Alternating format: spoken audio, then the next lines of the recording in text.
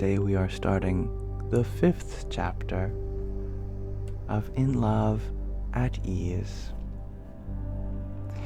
I believe the 2nd chapter was titled In Love. This chapter is titled At Ease.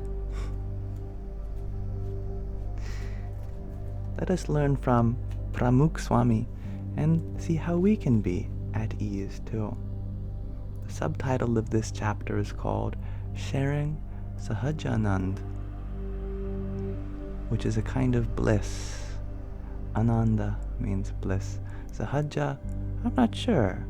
Perhaps this author will illumine our understanding. I know that Sahajanandji was one of the names for the Ishta Devata, the personal divine form of this tradition that Swami Shri was a part of. This section of this chapter is called Krishna's Song in a Hospital Room.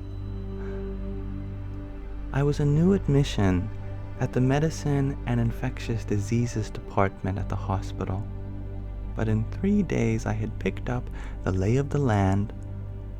The morning bustle on the 4th floor of the hospital was like that of a train station in India. It picked up dreamily right before sunrise and escalated into a full-scale market in less than an hour. Nurses whooshing in with their warm but hasty hellos, residents and interns scrambling to familiarize themselves with cases, minutes before their attendants waltz in with large coffees and iPads, and patients dreading their daily morning alarm, the smiling, the blood-drawing fairies. Today, however, things were surprisingly quiet. I looked out the window of my room and noticed a white blanket covering the cars, windows, and sidewalks. It gave me hope. Maybe the snow would delay a few of the nurses, and that would result in an extra hour of sleep before poking and prodding again today. I spent a good portion of the winter and spring in 2011 in and out of hospital beds in New York as physicians tried to pin down the cause of my debilitating neuromuscular pains and a persistent fever. I had lost more than 9 kilograms, and more importantly, the confidence to continue my graduate studies at the religion department at Columbia University. As I turned away from the window and closed my eyes, I heard the soft, familiar whispers of the middle-aged woman on the other side of the blue-speckled white curtain. Vinaji began her mornings with a gentle chanting of Vedic hymns before transitioning into humming more musical poetry of the Tamil language bhakti, loving devotion songs of the Alvars. I would doze off as her bhajans, her devotional songs, morphed into classical Carnatic music compositions of the 18th century stalwarts Tyagaraja and Muthuswami Dikshitar. I would stir in my bed again when her voice would rise a few decibels as she crooned the wintry songs of Frank Sinatra. The medley often concluded with her favorite Bollywood classics by Lata Mangeshkar or 90s pop with Mariah Carey and Whitney Houston. It was my favorite part of the hospital mornings. Music is not all that she seemed to enjoy. Her food, her visitors, her board games, her books, her evening news hour, her meditation, she made the most of every activity. Her enthusiasm and joy increased with each passing day, even as her health seemed to be deteriorating. There was a certain ease and enjoyment with which she indulged in life, an organic, unforced, dependable smile made her day and that of all those who visited and treated her. Though I was thousands of miles away from my 90-year-old guru in Sarangpur, his lessons resonated in Vinaji's demeanor and easygoing approach to her illness and life. The frequent calls and messages of encouragement from Swami Shri and the twice-daily calls from Ishvaracharanda Swami gave me the strength to keep going. Though dozens of friends, family members, and sadhus visited and called each time I was admitted, it was my conversation with Vinaji on that morning of the blizzard, coupled with a voice message from my guru, that ultimately impacted my outlook on life, my outlook on experiencing and enjoying the journey. Her ability to transcend the debilitating effects of her advanced degenerative syndrome with a smile, while continuing to pursue her ambitions and carry out her responsibilities as a physician, mother, amateur musician, and bhakta, devotee, inspired me. She did it all and at once was at ease and free from the stress of wanting to impress. It was not until my guru spoke to me through Vinaji that morning that I gained the strength to enjoy the small wins as I recovered in my hospital bed and struggled with my own chronic illnesses in the coming decade. There was no Sinatra that morning after the raga tunes. I assumed that Vinaji was meditating instead. I sat up in bed and turned to face her side of the room. I noticed that she was drawing something on a large piece of paper. The smile on her face and the conversation she was having with the recipient of that card in her mind led me to presume that the card was for one of her children. But that did not seem quite right, for they were much older than the age group that would appreciate large birthday cards with colored marker drawings. I was thinking through the different possibilities when she called out from her side of the room, "Yogi ji, today is one of my patient's birthdays.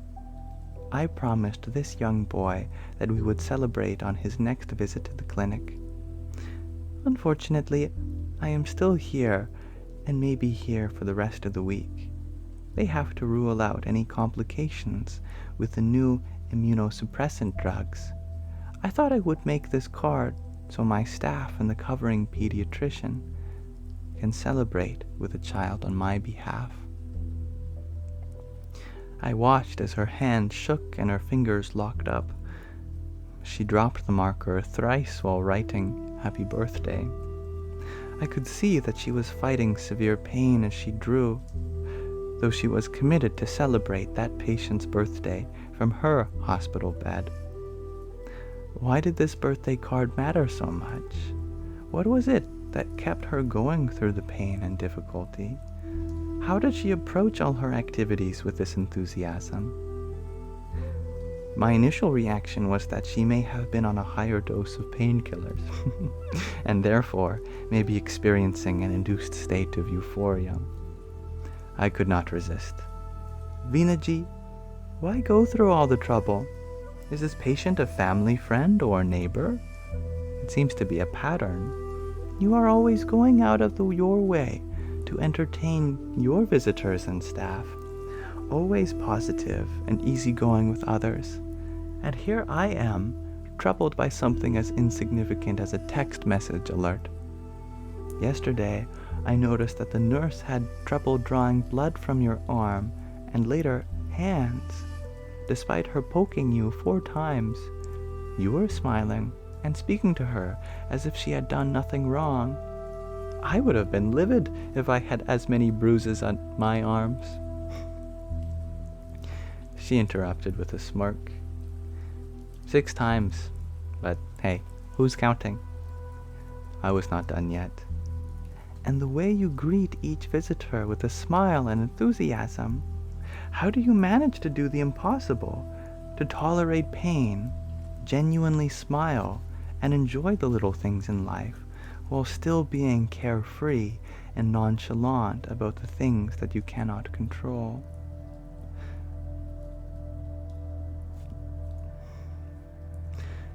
She listened attentively while struggling with those colored markers. I unleashed my frustration with her composure and my lack thereof, modeled as a carefully worded query. Vinaji barely looked down at me when she responded coolly with a question of her own. Yogi-ji, is there a better option? Should I be upset, cry, complain and argue, blame others, ask myself, why me, sink into a state of anxiety? I doubt that would help me recover or make me pleasant to be around. Has it helped you? I watched her in silence without responding. She knew what my silence meant. I needed to hear more. Have you read the Srimad Bhagavad Gita? This book. Of course you have. I see that you are often reading Sanskrit and Hindi texts. You have friends and family write them on your intake whiteboard. Doesn't Sri Krishna Bhagwan say that all one can do is keep going without worrying about the end result? Does that not mean the journey is as important as the final destination? I try to appreciate each of my interactions with my children, patients, and colleagues as my last. I sing every bhajan or Lata Mangeshkar or Sinatra classic as if it may be the last time my voice works. I meditate every time as if it may be the last time I can sit up. I give it my all, no regrets, and while doing all of that, I find a way to smile, not because of decorum or social etiquette, but because I enjoy the journey as much as I want to enjoy what may come after. I want to be better and prepared for the next chapter. And when it does come, I will embrace it with ease, since I know that it's just another part of the journey. I am confident that Sri Krishna Bhagwan will guide me to where I need to be. That is his job. I can only do mine. I am at ease because I know he is always there for me.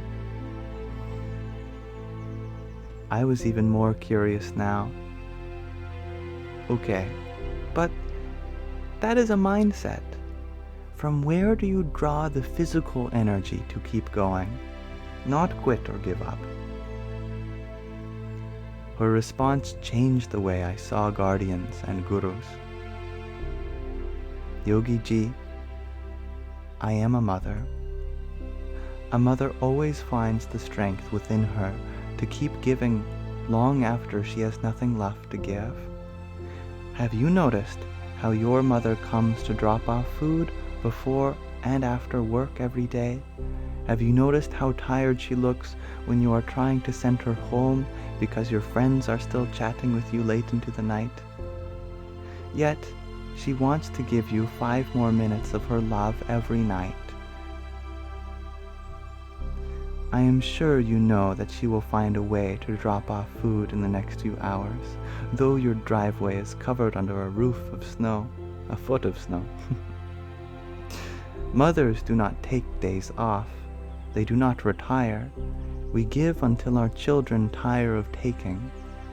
If I am not enjoying life, I will not be able to give to my children, and there is no greater pain than that.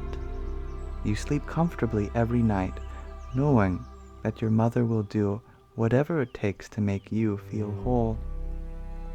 Just as my children know that I will be there for them, I know that Sri Krishna will be there for me, and each of us should be overjoyed that we have a mother or guardian, a living Sri Krishna in our lives, in whose company we can grow and find comfort. Anyways, Yogi Ji, shall we pick this up later in the day? I am going to call my staff and children to make sure that they are okay in the blizzard. Namaskar. She radiated a smile warm enough to melt an inch of snow while she proceeded to make calls in English and Tamil. I turned over in my bed and thought through the last 10 minutes of conversation. This was more than a routine exchange of pleasantries, but rather a master class in everyday spirituality from a mother and guardian. It was a lesson shared and lived by my own guru, but it hit me differently when she shared through a bold and warm presence in a hospital room. Vinaji's informal morning pravachan sermon from her hospital bed sounded all too familiar, as if a universal spirit inspired her message. She spoke of an effortless, organic ability to confront life with a smile, a journey to embrace tomorrow while enjoying all of today. There was no need to perform or impress, only to stay true to oneself. It was an everyday spiritual lesson which was a result of ultimate faith in the divine and His will. Though she used a different vocabulary, it was as if Vinaji had heard the voice recording that my guru sent a few days ago, in which Swami Shri reminded me, Bal ane himmat rakje, stay strong, anand ma raheje, be happy, ane yad rakje, abde kyare ekla nathi, Bhagwan abdi sadhe jache, and remember, you are not alone, God is always with us. Dhari Javabdari Ame Lidhi Che. My bhaktas, my devotees are my responsibility. To be at ease is to have courage, enjoy moments, and to remember that you are not alone. God and Guru have taken responsibility of you. So thank you for listening, my dear viewers. We'll end our introduction to the 5th chapter on being at ease, of in love, at ease, there for now.